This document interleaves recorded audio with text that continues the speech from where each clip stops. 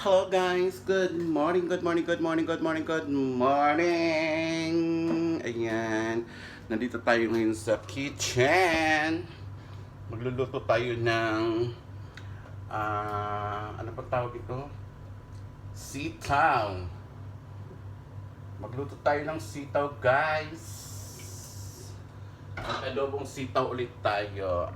One of my favorite ulam. So, ito na yung sitaw. Ayan, so meron na rin tayong bawang, sibuyas at kamatis na nahiwa-hiwa, which is ito na. Ayan, and nagpainit na rin tayo ng mantika. And yung pinakasahog natin is yung batikan. Ayan, so pagluto muna tayo guys para mayroon tayong pangbaon. Merry Christmas nga pala sa mga ka-sugar babe natin dyan.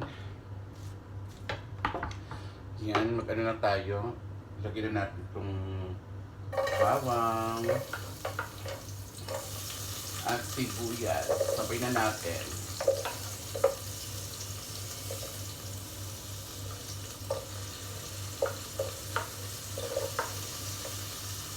Maaga tayong nagising today para magluto ng baon natin.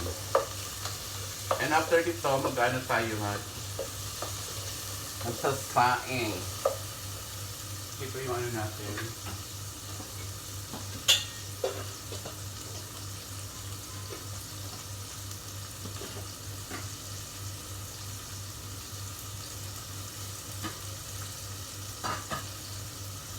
Lahat may laman.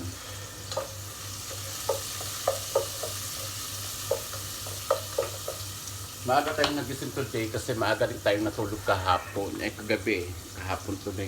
Maaga tayong natulog kagabi, kaya maaga tayong nagising ngayon dahil nga sa sobrang pagod natin nung nakaraang Christmas. Dahil umaga na tayo nakauwi and ayan. Maaga rin tayong nakatulog. Hindi na rin tayo gumala kagabi. Kahit na super call sa akin yung aking mga kaibigan, hindi tayo gumana para makapagpahinga tayo ng maayos.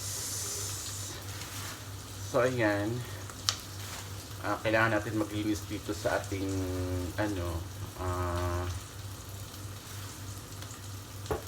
sa ating pinagkalatan dito sa kitchen kasi nakakahiya po sa laging naglilinis dito kasi meron na kaming everyday na naglilinis dito guys, so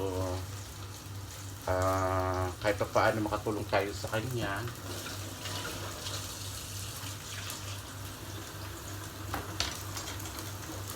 Nang hindi masyadong super kalat dito sa kitchen kasi syempre nakakahiya din at nakakaawa din na halos na buong oras niya nandito na sa paglilinis ng kitchen and toilet sala natin.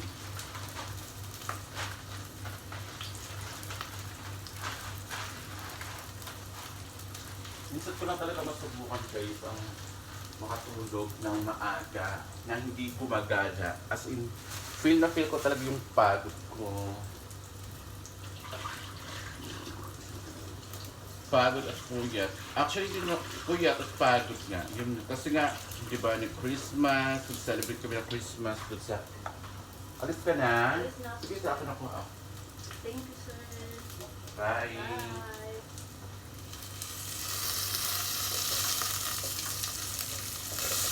Ito, lagyan na natin yung,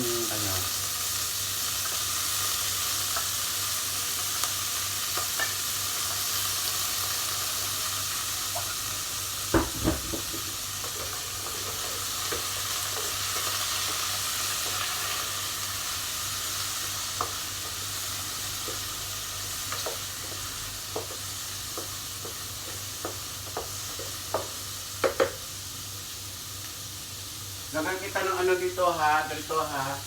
Sitaw ha. Salamat po. Sa ano, sa... Salamat po. Lagay ko na lang dito, takpan ko na lang. Sige po. Para may ulam ka.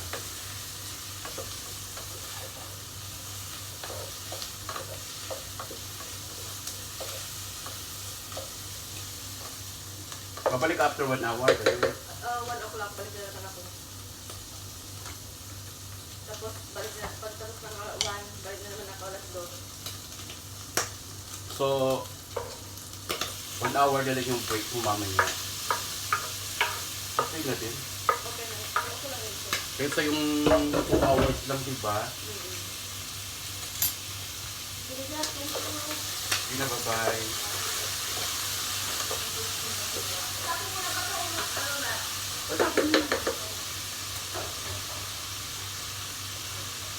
So ayun guys, tayo na lang isa ngayon dito.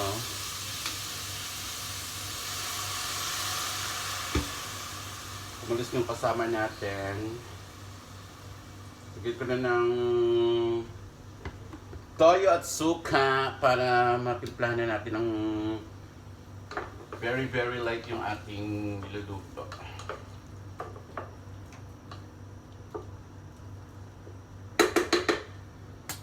And of course, lalagyan din natin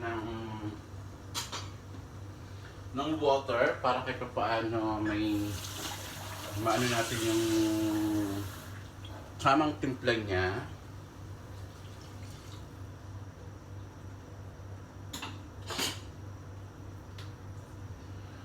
Ito na naman, wala naman tayong ano, magic sarap. Ayun, at least meron sila dito.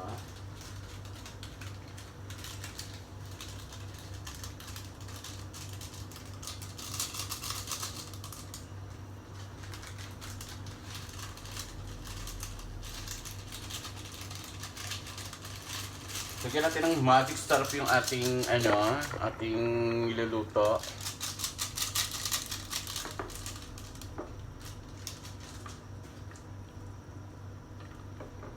Tapos pinakahuli na yung sitaw na ilalagay natin later.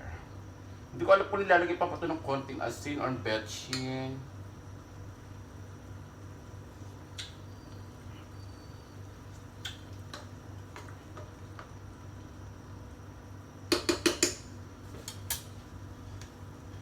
Siguro mag-iiba yung lasa dito sa paglagay ko na ng sitaw. Kasi wala pang sitaw to. Medyo okay naman na siya. And lagyan natin ng konting paminta.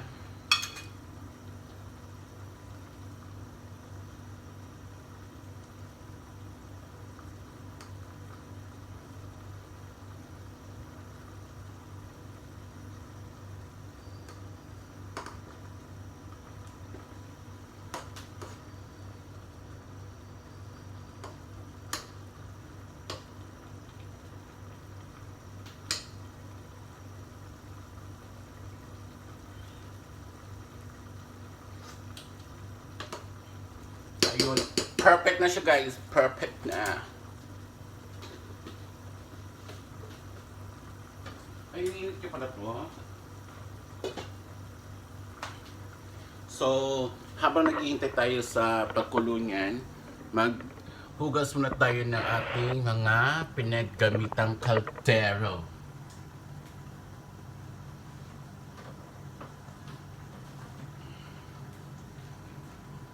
Para malinis na ang lahat.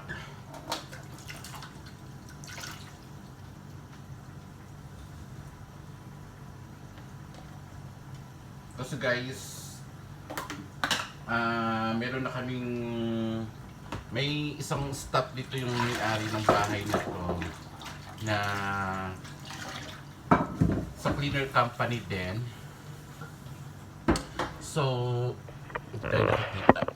So, kailangan nating tulungan yung babae na yun na halos siya yung naglilinis dito everyday. But, hindi mo talaga may iwasan yun na meron kang mga kasamang hindi talaga helpful sa kasama din na maglinis ng ng pinagkalatan nila.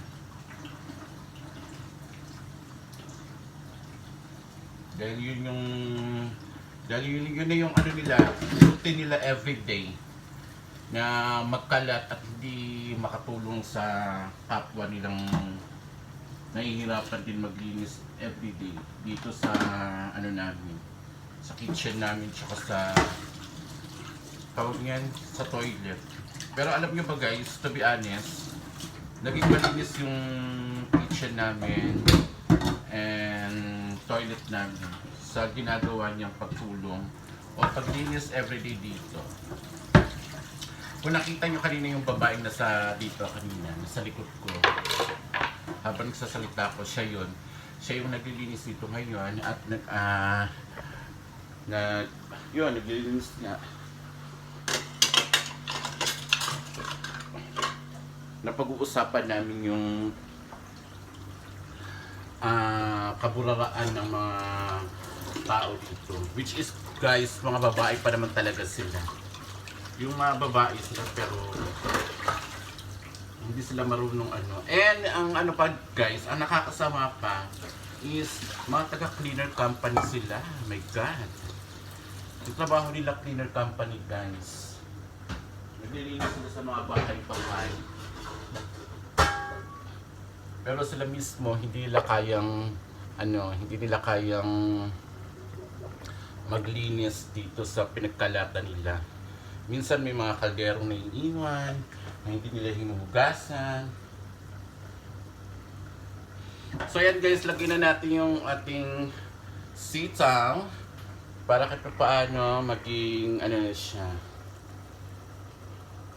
Matimpla natin ng maayos kung ano pa ba yung kulang or kailangan.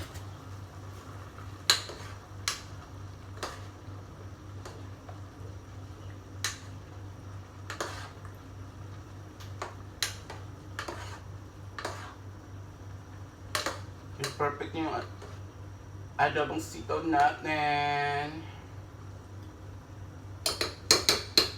Pakita ko sa inyo guys.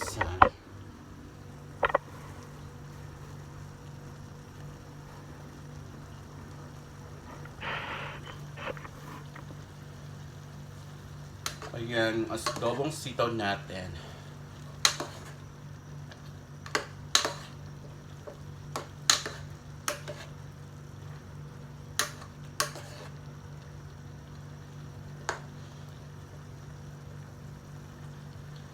Para kahit pa paano naman, kahit minsan nakakain tayo ng gulay-gulay.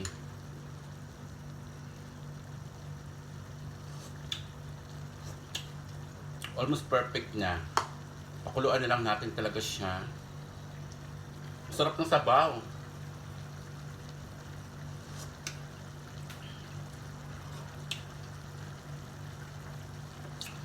Perfect. Parang gustong kumain tuloy. Sarap ng sabaw.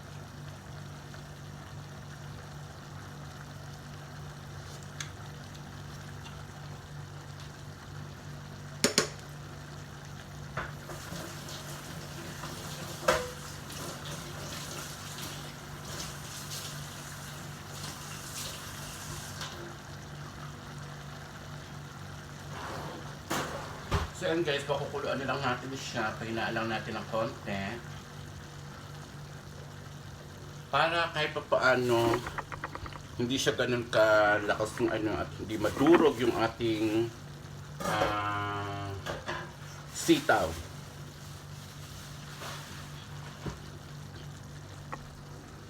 So yan guys, pakukuluan lang natin ng konti yung ating sitaw ngayon and ibalik na natin itong mga olive oil natin na pinagamitan natin ng toyo, suka at kahit ano pang condiments dito sa ano natin, sa kitchen natin. So silip muna tayo dun sa balcony. Tignan natin kung ano yung kaganapan at anong meron sa balcony. Charis.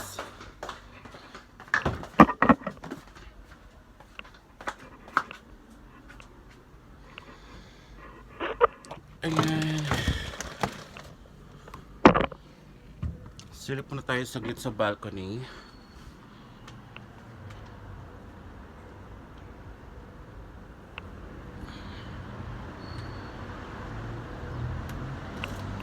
So ayan na guys, nandito tayo sa balcony. Medyo magaling yung sikat ng araw ngayon.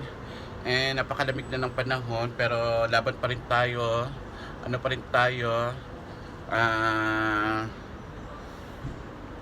Tawag niyan, nakasando pa rin tayo kahit feeling cold. Ayan, so maaga pa, alas 11 pa pasado ng umaga. Mag-aalas 12 na pala, mag-aalas 12 na. 10 minutes para 12 noon.